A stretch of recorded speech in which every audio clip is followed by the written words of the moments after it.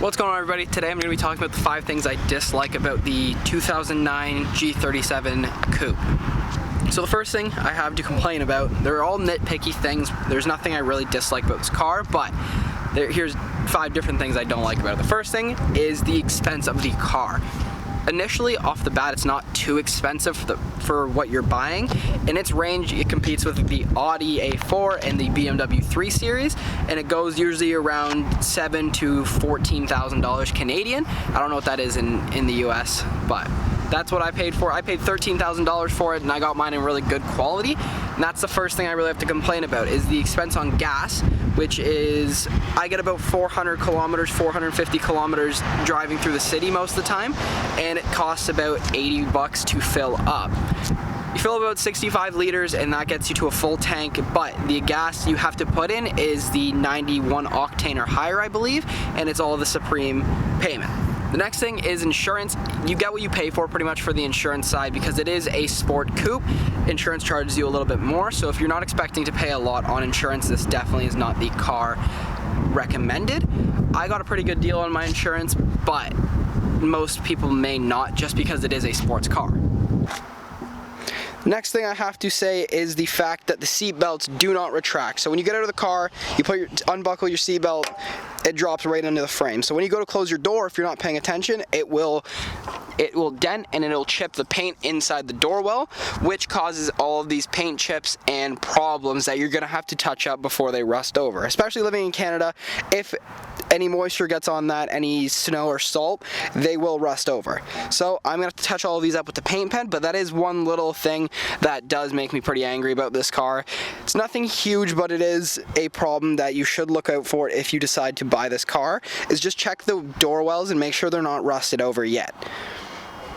Fourth thing about this car that I do not like is how outdated the screen is. For a 2009 to 2013 car, the screen should not be like this. There's not many functions. Bluetooth is not an option for the phone to connect for music. It is there to talk to people on the phone, but you can't listen to music on it. At 2009, I think you can past 2012, but how fuzzy the screen is, how just outdated it is a big factor on one of the things I dislike about this car. So the last thing I have to complain about this car is the storage space, or the lack of it. The only place you can put things if you need to while driving is the cup holders, which don't even fit 2 cups in general. I get 2 medium coffees and they won't fit beside each other at all. They'll usually be overlapping and one will be bent to the side, which I have to be careful on if I'm turning a corner and or accelerating or braking, or else they will tip. Next thing is the glove box, which barely has enough room to fit its manuals in. There is next to no room in it, and I know mine's a little cluttered just with receipts and stuff like that, but there's no room to store anything in there, and that's a problem personally. The next part is the middle console. I'm going to say it's about 6 inches by 3 inches deep, and there's nowhere to put anything in there either. I put a couple masks in there and that's about it, but it is a problem that there's 0 storage in this car and you can't put anything anywhere. So that's pretty much everything I have to complain about the 2009 G37s Coupe. Nothing crazy about it, just all small things that I had to find to pretty much make this video. There is not much I hate about this car.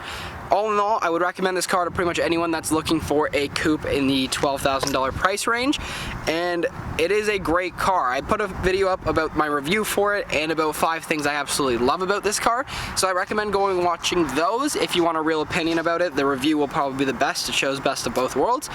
But I believe that's everything I have for today's video. So if you enjoyed it, please leave a like and subscribe. Helps me out a lot, and that's it for today. So I'll see you in the next video. Peace.